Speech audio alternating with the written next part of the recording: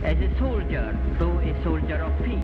कक्षा 1 से लेकर स्नातक तक हमारी इतिहास की किताबों में बार बार इस बात का जिक्र है कि भारत की आजादी में गांधी जी ने सबसे बड़ी भूमिका निभाई।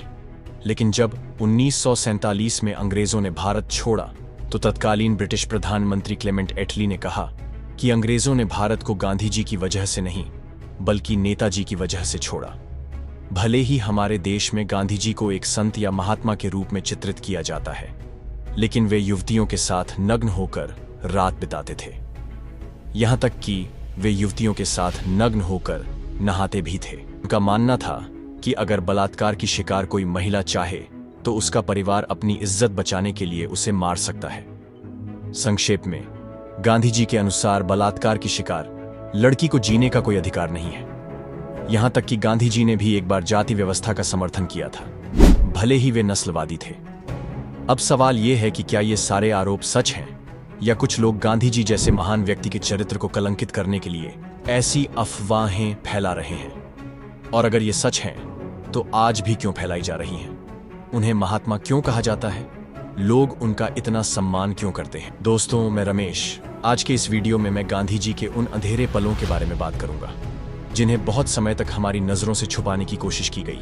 लेकिन आज का वीडियो शुरू करने से पहले आप सभी के लिए एक सवाल होगा जिसका जवाब आपको पूरा वीडियो ध्यान से देखना चाहिए और फिर मुझे बताना चाहिए। सवाल यह है कि अगर कोई व्यक्ति अपने जीवन में 10 अच्छे काम करता है तो क्या उसे बाकी के 4 बुरे कामों को नजरअंदाज कर देना चाहिए? सवाल का जवाब है, लेकिन आप यह वीडियो जरूर देखें और फिर मुझे कमेंट बॉक्स में बताएं। चलिए शुरू करते हैं आज का वीडियो। आप में से कई लोगों ने गांधी जी की यह तस्वीर देखी होगी। बाईं ओर की इस लड़की का नाम मनुबन है, जो गांधी जी की पोती और उनकी निजी सहायक है। यह मनुबन उस समय केवल 17 साल की थी। दाईं ओर की इस लड़की का नाम अवा बनर्जी है, जो गांधी जी के भतीजे कणु गांधी की पत्नी है। यह अवा बनर्जी 18 साल की थी। हालांकि अगर कोई पहली बार तस्वीर देखेगा तो उसे लगेगा कि इन दोनों का गांधी जी से बेटी जैसा रिश्ता है, लेकिन वास्तव में ऐसा नहीं था। प्रसिद्ध लेखक और गांधी जी के जीवनीकार रामचंद्र गुहा ने अपनी किताब गांधी बिफोर इंडिया में गांधी जी के साथ मनु गांधी और आभा बनर्जी के एक अजीब प्रयोग का जिक्र किया है। इसमें बताया गया है कि गांधी जी रात के समय मनु और आभा के साथ नग्न अवस्था में सोते थे। सिर्फ यही नहीं, गांधी जी अपने निजी डॉक्टर सुशीला नायर के साथ भी नग्न होकर सोते थे। गांधी जी यह सब अपने आत्मनियंत्रण की परीक्षा लेने के लिए करते थे। और आपको बता दूं कि मैं सुशीला नायर की बात कर रहा हूं, लेकिन बाद में वो स्वास्थ्य मंत्री बनी। लेकिन गांधी जी सिर्फ उनके साथ ही नग्न होकर नहीं सोते थे। गांधी जी ने अपने आश्रमों में कुछ अजीबोगरीब प्रयोग भी किए थे। मसलन, उनके आश्रमों में लड़के लड़कियां एक साथ नहा सकते थे, लेकिन उन्हें किसी के साथ शारीरिक संबंध बनाने की सख्त मनाही थी। वहीं दूसरी तरफ उनके आश्रम में रात में पति पत्नी के एक साथ सोने पर भी पाबंदी थी। उनके आश्रम में कुछ और नियम भी थे। मसलन, अगर किसी पुरुष या पत्नी को कोई यौन इच्छा होती थी तो उन्हें तुरंत जाकर ठंडे पानी से नहाना चाहिए और खुद को शांत करना चाहिए। लेकिन ये अफवाहें नहीं हैं, क्योंकि ये मनुबेन, जिनके बारे में मैंने आपको बताया, उन्होंने भी अपनी निजी डायरी में गांधी जी के इस प्रयोग का जिक्र किया है। लेकिन अब सवाल ये है कि गांधी जी ने ऐसे अजीबोगरीब प्रयोग क्यों किए, और इसका कारण भी उनके कुछ पत्रों और लेखों में बताया गया है।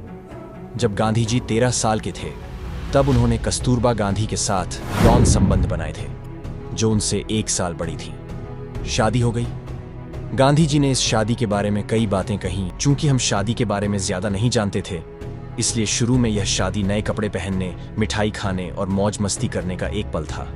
हालांकि शादी के बाद गांधी जी अन्य किशोरों की तरह कस्तूरबा गांधी के प्रति काफी यौन आकर्षण महसूस करते थे। बाद में गांधी जी ने खुद इसे अफसोस के साथ स्वीकार किया। उन्होंने कहा कि मैं स्कूल में मन लगाकर पढ़ पाता था, क्योंकि मैं यही सोचता रहता था कि कब शाम होगी और कब मैं जाकर अपनी पत्नी के साथ कुछ समय बिताऊंगा। गांधी जी पति के तौर पर भी काफी हावी थे। वह हमेशा अपनी पत्नी को अपने नियंत्रण में रखना चाहते थे और उन्हें किसी और से बात करने से मना करते थे। इस वजह से उनकी पत्नी के साथ अक्सर झगड़े होते रहते थे। कस्तूरबा गांधी 17 साल की उम्र में पहली बार गर्भवती हुई, लेकिन जन्म के कुछ दिनों बाद ही बच्चे की मृत्यु हो गई। बाद में कस्तूरबा देवी ने 4 और बेटों को जन्म दिया, जिनके नाम हरिलाल, मणिलाल, रामदास और देवदास थे। वह तो गांधी जी के वैवाहिक जीवन में एक दिन रात के समय, जब वह अपने अस्वस्थ पिता के पैर दबा रहे थे, तब वह बार बार वहां से उठकर अपनी पत्नी के पास जाने की कोशिश कर रहे थे। अंततः उन्होंने एक बहाना बनाकर वहां से उठकर अपनी पत्नी के पास चले गए। लेकिन थोड़ी देर बाद किसी ने आकर उन्हें बताया कि उनके पिता अब जीवित नहीं रहे। गांधी जी के वहां से निकलने के कुछ ही मिनटों के भीतर उनके पिता की मृत्यु हो गई और गांधी जी अपने पिता के अंतिम क्षणों में उनकी पत्नी के साथ समय बिताने के लिए उनके साथ नहीं हो सके। और बाद में गांधी जी को इसका बहुत अफसोस हुआ और इस घटना के आधार पर 1906 में गांधी जी ने 38 वर्ष की आयु में ब्रह्मचर्य ग्रहण कर लिया। अब यह ब्रह्मचर्य का मुख्य संकल्प है कि उसके बाद पुरुष या महिला कभी भी कोई शारीरिक संबंध नहीं बनाएंगे। अब गांधी जी के इस ब्रह्मचर्य का पालन करने की यह कहानी आपको इसलिए बताई जा रही है क्योंकि इस ब्रह्मचर्य के नाम पर गांधी जी रात में नग्न महिलाओं के साथ सोते थे। 1944 के आसपास पूरे देश में बड़े पैमाने पर हिंदू मुस्लिम दंगे हुए और गांधी जी ने इसके लिए खुद को दोषी ठहराया। उन्हें लगता था कि वह ब्रह्मचर्य का ठीक से पालन नहीं कर पा रहे हैं और यही इस दंगे का कारण है। यह जांचने के लिए कि वह अपने ब्रह्मचर्य में दृढ़ हैं या नहीं, गांधी जी अपने बिस्तर पर नग्न महिलाओं के साथ सोते थे। औरत अगर नग्न भी हो तो भी वो खुद पर नियंत्रण रख सकती है या फिर उसमें आत्मसंयम है। लेकिन मैं आज तक नहीं समझ पाया कि ब्रह्मचर्य और आत्मसंयम का हिंदू मुस्लिम दंगों से क्या संबंध है। अगर समझ में आया तो कृपया कमेंट करके मुझे बताएं। भले ही उनके बीच शारीरिक संबंध न रहे हों, लेकिन अपने पोते की उम्र की लड़कियों के साथ एक ही बिस्तर पर नग्न लेटना कितना नैतिक है। इससे भी अधिक आश्चर्य की बात यह है कि गांधी जी ने अपने प्रयोग की कहानी कभी नहीं छिपाई। गांधी जी के व्यवहार से कांग्रेस की छवि को बहुत नुकसान पहुंचा। सरदार वल्लभ भाई पटेल ने उन्हें कई बार चिट्ठी लिखकर इस अजीब प्रयोग को बंद करने के लिए मना किया था। जब गांधी जी के इस प्रयोग की बात सार्वजनिक हुई तो उनके कई समर्थकों ने उनका साथ छोड़ दिया। अब अगर आप गांधी जी के बारे में ये सुन सुनकर थक गए हैं तो मैं आपको बता दूं कि अभी और भी बहुत कुछ आना बाकी है, इसलिए वीडियो को अंत तक देखें।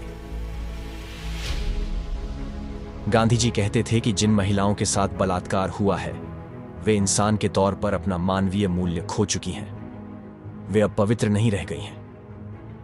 गांधी जी ने यहां तक सोचा कि अगर कोई पिता अपने परिवार के सम्मान को बनाए रखने के लिए अपनी ही बलात्कार की शिकार बेटी को मार डाले तो वह भी उचित होगा।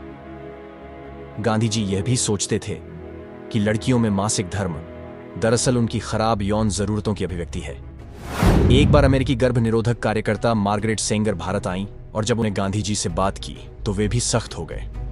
गांधी जी ने कहा कि सेक्स शरीर के लिए हानिकारक है, इसे केवल बच्चे पैदा करने के उद्देश्य से ही किया जाना चाहिए। यहां तक कि गांधी जी भी कामुक सुख के लिए सेक्स को पाप मानते थे। उन्हें गर्भ निरोधक गोलियों जैसे आधुनिक तरीकों से जन्म नियंत्रण पसंद नहीं था। उनका मानना था कि इससे समाज में यौन संकीर्णता बढ़ेगी और पुरुषों और महिलाओं के दिमाग में केवल यौन विचार ही घूमेंगे। गांधी जी पर एक और आरोप लगाया गया कि गांधी जी नस्लवादी थे। 7 जून 1893 को जब वे दक्षिण अफ्रीका में थे, गांधी जी ने डरबन से प्रिटोरिया के लिए प्रथम श्रेणी की ट्रेन टिकट बुक की। लेकिन चूंकि गांधी जी काले थे, इसलिए उस ट्रेन में एक कर्मचारी ने उन्हें तीसरे दर्जे की सीट पर बैठने को कहा। जब गांधी जी जाना नहीं चाहते थे तो कर्मचारी ने गांधी जी को ट्रेन से बाहर फेंक दिया। इसका कारण यह था कि गांधी जी की त्वचा का रंग गोरा था, इसलिए ट्रेन के प्रथम श्रेणी में केवल अंग्रेज ही यात्रा कर सकते थे। इस घटना से गांधी जी को बहुत ठेस पहुंची और उन्होंने अफ्रीका में इस नस्लवाद के खिलाफ लड़ाई शुरू कर दी। अब सामान्य तौर पर नस्लवाद के खिलाफ लड़ाई किसी व्यक्ति को उसकी त्वचा के रंग से आंकना नहीं है। 2018 में खान विश्वविद्यालय का एक वीडियो इसी तरह वायरल हुआ था, जहां देखा जा सकता है कि गांधी जी की मूर्ति को वहां के छात्रों द्वारा हटा दिया गया है। यह मूर्ति घाना विश्वविद्यालय को भारतीय राष्ट्रपति प्रणब मुखर्जी ने 2 साल पहले 2016 में ही उपहार में दी थी और उस विश्वविद्यालय की परिषद सहित 22,200 छात्रों ने इस मूर्ति को हटाने के लिए एक याचिका प्रस्तुत की थी। और उन्होंने कहा कि इस मूर्ति को हटाने का कारण यह था। गांधी जी नस्लवादी थे। अब सवाल यह है कि गांधी जी ने अफ्रीका में नस्लवाद के खिलाफ इतना बड़ा आंदोलन क्यों शुरू किया? वे काले लोग उन्हें स्वार्थी कैसे मान सकते हैं? वे गांधी जी के योगदान को कैसे भूल सकते हैं? और यही असली चाल है। नस्लवाद के खिलाफ गांधी जी की लड़ाई पक्षपातपूर्ण या एक तरफा थी। गांधी जी कहते थे कि अफ्रीका के काले लोगों का काम कुछ जानवरों को स्वीकार करना और उन्हें पालना है, जिन्हें वे बेचकर पत्नी पा सकते हैं, और अपना बाकी जीवन वे आलस्य और नग्नता में बिताएंगे। गांधी जी भी दक्षिण अफ्रीका के काले लोगों को काफिर कहते थे, जो कि बहुत ही घटिया और असभ्य शब्द है। गांधी जी भी यही सोचते थे कि अंग्रेज नस्ल में सबसे ऊंचे हैं और भारतीय उसके बाद हैं, और भारतीयों से भी नीचे और नस्ल में सबसे निचले हैं ये दक्षिण अफ्रीकी या काली चमड़ी वाले लोग। लोगों का मानना था कि भारतीयों को अफ्रीकियों से ज्यादा सम्मान दिया जाना चाहिए। मुझे उम्मीद है कि आप समझ गए होंगे। इतिहासकार विनय लाल कहते हैं कि गांधी जी नस्लवादी थे। यह सच है, लेकिन यह उनकी शुरुआती राय थी। बाद में उनकी राय में काफी बदलाव आया। 1908 में गांधी जी ने कहा कि भारतीयों और अफ्रीकियों को हर तरह से समान सम्मान और अधिकार प्राप्त हैं, इसलिए उन्हें उचित सम्मान दिया जाना चाहिए। इसके अलावा उन्होंने बाद में कहा कि मैं जाति में विश्वास नहीं करता, मैं लोगों के बीच किसी भी भेदभाव में विश्वास नहीं करता। यहां तक कि गांधी जी ने अपने आश्रम में 4 अश्वेत अफ्रीकियों को सदस्य के रूप में रखा था। हालांकि भारत में भी उनका नस्लवादी रवैया साफ था। ब्रिटिश काल में भारत में जाति व्यवस्था ने बहुत ही भयानक रूप ले लिया था। इसका ज्वलंत उदाहरण डॉक्टर B.R. अम्बेडकर का जीवन है। दरअसल B.R. अम्बेडकर का जन्म मध्य प्रदेश के मोहा नामक स्थान पर एक बहुत ही गरीब और दलित महार परिवार में हुआ था। महा समुदाय उस समय एक बहुत ही निम्न हिंदू दलित समुदाय था। वे समाज के सभी पहलुओं से वंचित थे। धर्म से हिंदू होने के बावजूद उन्हें मंदिरों में जाने का अधिकार नहीं था, यहां तक कि उन तालाबों में भी जाने का अधिकार नहीं था जिनका उपयोग समाज के बाकी उच्च जाति के लोग करते थे। वे तालाब का उपयोग नहीं कर सकते थे, न ही वे स्कूल में उच्च जाति के बच्चों के साथ एक ही कमरे में पढ़ाई कर सकते थे। उन्हें कांच के कमरे के बाहर पढ़ाई करनी पड़ती थी, और यहां तक कि पीने के पानी के लिए अलग से घड़ा भी उपलब्ध कराया गया था, और वो खुद उस घड़े से पानी भी नहीं निकाल सकता था। उस घड़े से पानी निकालने के लिए एक चपरासी रखा गया था, और जिन दिनों वह चपरासी स्कूल नहीं आता था, उस दिन प्यास लगने पर भी B.R. अम्बेडकर को पानी नहीं पीने दिया जाता था, और उन्हें स्कूल में ऐसे ही क्लास करना पड़ता था। और यह सिर्फ बाबा साहेब अम्बेडकर के साथ ही नहीं हुआ, बल्कि समाज के हर निचली जाति के व्यक्ति को ऐसी ही चीजें सहनी पड़ती थीं। और ऐसा सिर्फ बाबा साहेब अम्बेडकर के साथ ही नहीं हुआ, बल्कि समाज के हर निचली जाति के व्यक्ति को यह सहना पड़ा। इसी वजह से 1931 में गोल टेबल मीटिंग में अम्बेडकर ने हिंदू समाज में निचली जातियों की स्थिति सुधारने के लिए अलग निर्वाचन क्षेत्र की मांग की। उन्होंने कहा कि एक मतदान केंद्र बनाया जाना चाहिए जहां दलित समुदाय से केवल एक ही दलित उम्मीदवार को नामांकित किया जा सके, और केवल वे ही मतदान करने में सक्षम होंगे। 1932 में ब्रिटिश प्रधानमंत्री रामजी मैकडोनाल्ड ने अम्बेडकर के पृथक निर्वाचन क्षेत्र के प्रस्ताव पर सहमति जताई, लेकिन गांधी जी इस प्रस्ताव से सहमत नहीं हुए। इसके विपरीत उन्होंने इसका विरोध किया। ऐसा उन्होंने सोचा, दलितों या किसी अन्य समुदाय को अलग से वोटिंग का अधिकार न दिया जाना समाज में विभाजन पैदा करेगा। गांधी जी ने इसे रोकने के प्रस्ताव पर अमल भी शुरू कर दिया। अंत में गांधी जी ने अम्बेडकर के साथ पूना पैक्ट पर हस्ताक्षर किए, और इस समझौते में केंद्रीय विधायिका में दलितों के लिए 1800% सीटें आरक्षित की। अब कई गांधीवादी सोचेंगे कि भाई, इस एक वजह से आप गांधी जी को नस्लवादी नहीं कह सकते। तो मैं कहूंगा कि रुकिए, मेरे पास और भी कई वजह हैं। भारत में भंगी नाम की एक जाति है। गांधी जी ने कहा कि यह भंगी समाज के लिए बहुत महत्वपूर्ण है, क्योंकि ये भंगी गंदगी साफ करते हैं, और एक आदर्श भंगी वह है जो एक अच्छा शौचालय साफ कर सके। गांधी जी की इस तरह की टिप्पणियों के लिए दलित समुदाय द्वारा व्यापक रूप से आलोचना की गई थी। इतना ही नहीं, बहुत ही आध्यात्मिक स्पिरिचुअल ऑर्थोडॉक्स पर्सन व्यक्ति थे और अंतरजातीय विवाह का समर्थन नहीं करते। जब उनके बेटे मणिलाल को फातिमा नाम की एक मुस्लिम लड़की से प्यार हो गया तो गांधी जी ने शादी रोक दी, और बाद में मणिलाल ने एक हिंदू लड़की से शादी कर ली। और यहीं तक बात नहीं बनी। गांधी जी के एक और बेटे देवदास को लक्ष्मी नाम की एक नीची जाति की लड़की से प्यार हो गया और वहां भी गांधी जी ने रुकावटें पैदा की, ताकि बाद में उन्होंने शादी के लिए अपनी सहमति दे दी। लेकिन यहां आप एक बात पर गौर करेंगे, गांधी जी की सोच समय और परिस्थितियों के साथ बदलती रही। जब उन्हें लगा कि उनकी सोच समय के अनुरूप नहीं है तो उन्होंने अपनी सोच बदल ली। यही कारण है कि आज भी कई अफ्रीकी लोग गांधी जी को अच्छी नजर से नहीं देखते। यहां तक कि B.R. अंबेडकर का भी मानना था कि गांधी जी ने दलितों का समर्थन केवल कांग्रेस में उनके वोट और समर्थन बढ़ाने के लिए किया था, और शुरुआत में उन्होंने भी जाति व्यवस्था का समर्थन किया था। लेकिन गांधी जी जीवन भर अहिंसा के मार्ग पर चले।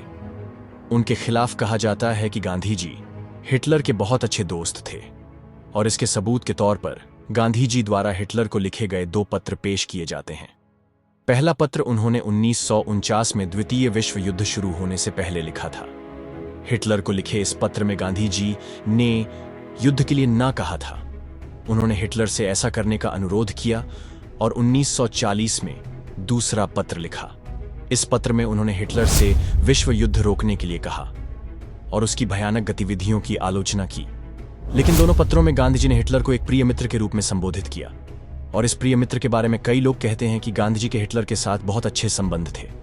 हालांकि कई इतिहासकारों का मानना है कि प्रिय मित्र शब्द शिष्टाचार से ज्यादा कुछ नहीं था। कृपया इस मामले पर अपनी राय हमें कमेंट करके बताएं। गांधी जी के बारे में एक और आरोप यह लगाया जाता है कि गांधी जी औद्योगिक विचारधारा के खिलाफ थे। गांधी जी हमेशा आत्मनिर्भरता में विश्वास करते थे और उन्होंने सादा जीवन जीने पर अधिक जोर दिया। और गांधी जी का मानना था कि किसी देश को उतना ही उत्पादन करना चाहिए जितनी उसे जरूरत है, और किसी भी देश को आयात या निर्यात नहीं करना चाहिए, जो कि आज के समय में बिल्कुल अवास्तविक विचार है। इसके अलावा गांधी जी औद्योगिकरण के पूरी तरह से खिलाफ थे। देखिए, आज मैंने जो वीडियो बनाया है उसका उद्देश्य गांधी जी के चरित्र को खराब करना नहीं है। गांधी जी एक व्यक्ति थे, एक इंसान थे। जैसे उनके जीवन में कुछ काले अध्याय थे, वैसे ही उनके जीवन में कुछ अच्छे पहलू भी थे। उन अच्छे पहलुओं की चर्चा हमारे इतिहास की किताबों में और हमारे समाज में खूब होती है, लेकिन हमें इसके अंधेरे पहलुओं पर भी बात करनी चाहिए, क्योंकि आजकल हम कई राजनेताओं और मशहूर हस्तियों की बातों को धर्मग्रंथ मान लेते हैं। इसका मतलब है कि वो जो कहते हैं वो सही नहीं है, क्योंकि 70 साल पहले भी गांधी जी यही सोच रखते थे। लेकिन अगर आज आप वो सोच रखेंगे तो समाज आपको स्वीकार नहीं करेगा। तो आप एक जीवित चीज हैं, आपके पास खुद को आंकने की शक्ति है। भगवान ने आपको प्यार दिया है। अगली बार से जब भी आप कुछ सुने या जाने, किसी भी नतीजे पर पहुंचने से पहले आप खुद को आंकें, खुद को परखें, अपनी राय खुद रखें। अगर कोई सही कहता है तो उसे सही मत समझिए, अगर कोई गलत कहता है तो उसे गलत समझिए। तो कुल मिलाकर आपको वीडियो कैसा लगा मुझे कमेंट करके जरूर बताएं।